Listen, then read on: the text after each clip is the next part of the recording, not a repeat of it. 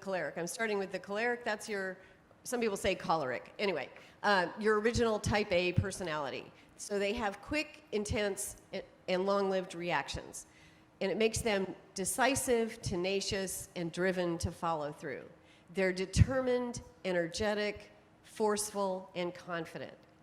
Now, what you want to remember about cholerics is that they love to be in charge.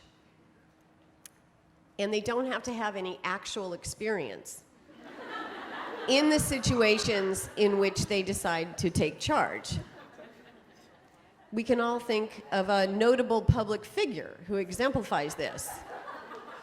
I'm going to build a great wall. It's going to be the best wall, right? Cholerics are fiercely independent, self-motivated, and strong-willed. They're sometimes accused of rolling over people once they've set a plan in motion, of being stubborn and demanding, opinionated, competitive, argumentative. Now, any of you out there who are cholerics, that won't bother you. You'll say, thank you for the compliments. As an example, our youngest daughter, Lucy, is a choleric like me. And she was helping us. We also wrote a book on the temperament God gave your kids. Anyway, so she was helping with that. I had a list of strengths and weaknesses, and I was saying, you know, read over these strengths and weaknesses and tell me what you think. And she reads over and she goes, I just have one question here. I don't understand why always right is in the weakness column.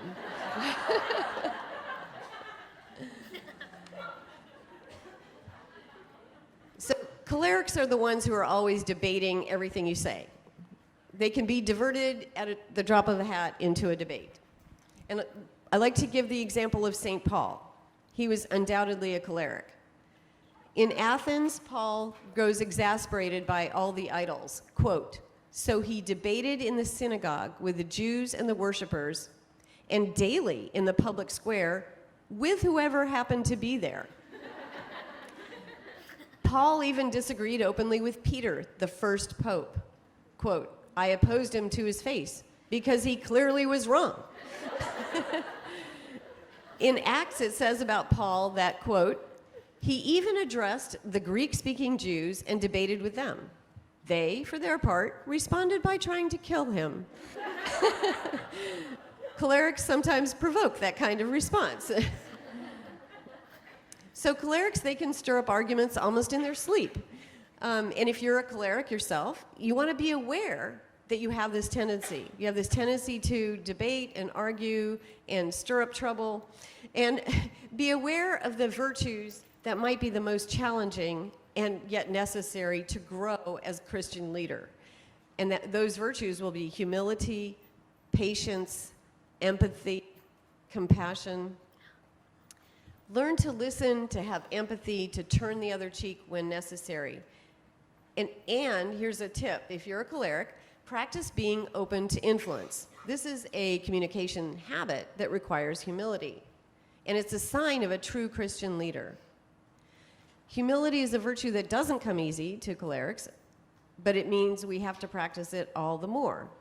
Even if we don't agree with someone, with what they're saying, we should be willing to hear the other's point of view, to listen respectfully, and to try to understand. Let me give you an example.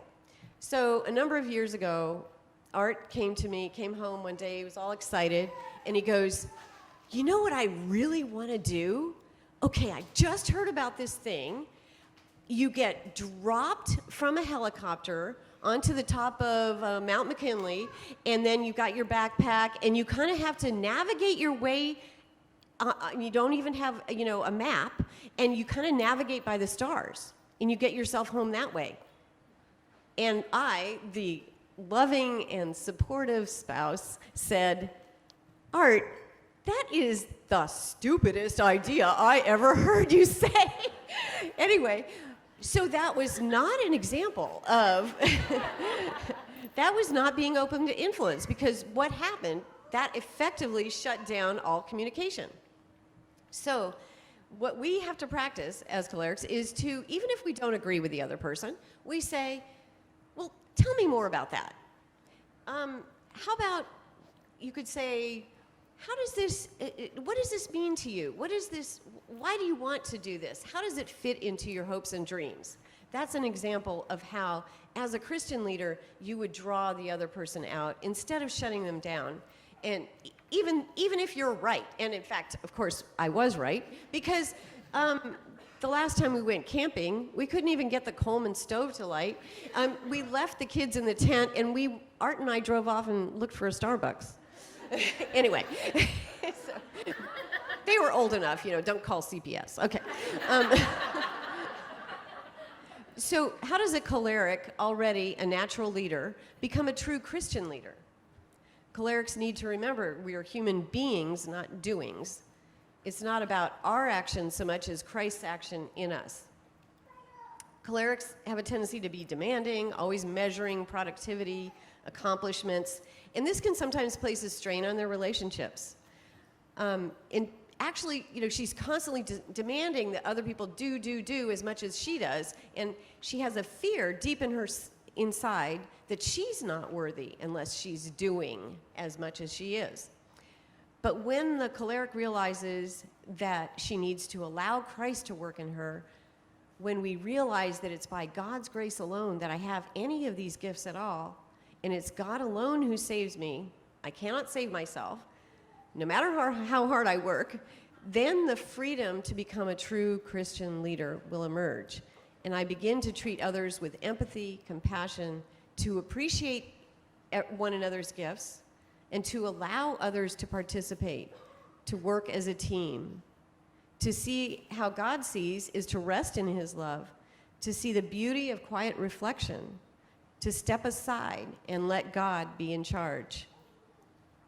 And I'm going to just end this section with a real quick quote from Psalm 44 that I happened to read today. "It was not in my bow that I trusted, nor yet was I saved by my sword. It was you who saved me from our foes." And that's a good psalm for a choleric to read. Art?